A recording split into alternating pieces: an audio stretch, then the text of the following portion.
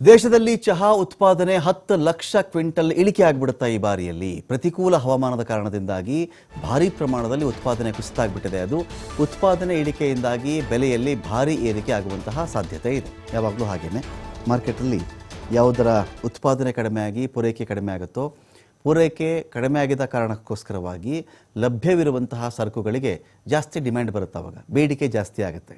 ಎಷ್ಟೋ ಜನಕ್ಕೆ ಬೇಕಲ್ಲ, ಅದು ಇರೋದೇ ಸ್ವಲ್ಪ. ಅವಾಗ ಏನು ಮಾಡಿಬಿಡ್ತಾರೆ ಅವರು, ಇಷ್ಟು ಜಾಸ್ತಿ ಬೆಲೆ ಮಾಡ್ತಿದ್ದೀವಿ ನಾವು, ಬೇಕಾದ್ರೆ ತೊಗೊಳ್ಳಿ ಅಂತಾರೆ. ಅವಾಗ ಏನಾಗುತ್ತೆ, ಅದು ಬೆಲೆ ಏರಿಕೆ ಆಗ್ಬಿಡ್ತದ್ದು. ಒಂದು ಕಡೆ ಕಾಫಿ, ಇನ್ನೊಂದು ಕಡೆ ಟೀ, ಎರಡಕ್ಕೂ ಈ ಬಾರಿ ಬಹಳ ಡಿಮ್ಯಾಂಡ್ ಬರಬಹುದು ಅಂತ ಹೇಳಲಾಗ್ತಾ ಇದೆ. ಈ ಕಾಫಿಗೂ ಕೂಡ ಒಂದು ಒಳ್ಳೆ ಬೆಲೆ ಬರ್ತಾ ಇದೆ. ಚೀಲಕ್ಕೆ ಅಷ್ಟಿದೆ, 20,000 ಆಗಬಹುದು, 21,000 ಆಗಬಹುದು ಎಲ್ಲ ಮಾತಾಡ್ತಾ ಇದ್ದಾರೆ. ಇದು ಟೀ. ಸೊ ಉತ್ಪಾದನೆ ಇಳಿಕೆಯಿಂದಾಗಿ ಬೆಲೆಯಲ್ಲಿ ಭಾರಿ ಪ್ರಮಾಣದಲ್ಲಿ ಏರಿಕೆ ಆಗಬಹುದು ಅಂತ 2023ರ ಜನವರಿ ಅಕ್ಟೋಬರ್ ವೇಳೆಗೆ 117.8 ಕೋಟಿ ಕೆಜಿ ಚಹಾ ಉತ್ಪಾದನೆ ಆಗಿತ್ತು.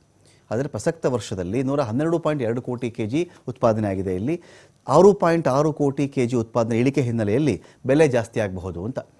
ಕಳೆದ ವರ್ಷ 23.1 ಕೋಟಿ ಕೆಜಿಯಷ್ಟು ಚಹಾ ರಫ್ತು ಮಾಡಲಾಗಿತ್ತು. ಕರ್ನಾಟಕದಲ್ಲಿಯೂ ಕೂಡ 15% ಚಹಾ ಉತ್ಪಾದನೆ ಕಡಿಮೆ ಆಗುವಂತಹ ಅಂದಾಜಿದೆ.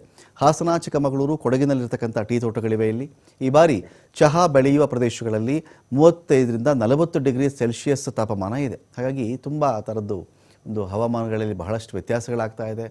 ಟೀ ಒಂದು ಕಡೆ ಕಡಿಮೆ ಆಗಿದೆ ಉತ್ಪಾದನೆ, ಒಂದು ಕಡೆ ಕಾಫಿ ಕೂಡ ಉತ್ಪಾದನೆ ಈ ಬಾರಿ ಕಡಿಮೆ ಆಗಿದೆ.